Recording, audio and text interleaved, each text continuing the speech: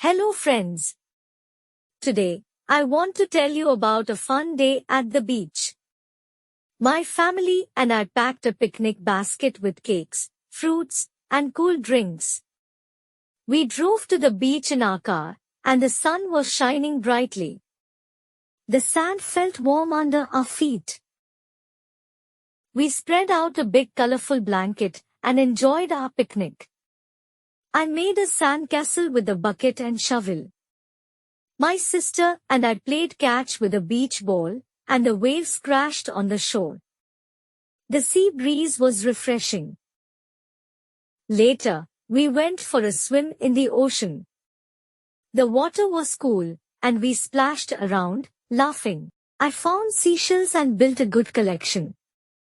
As the sun set, we gathered our things and headed home, tired but very happy. What a fantastic day at the beach!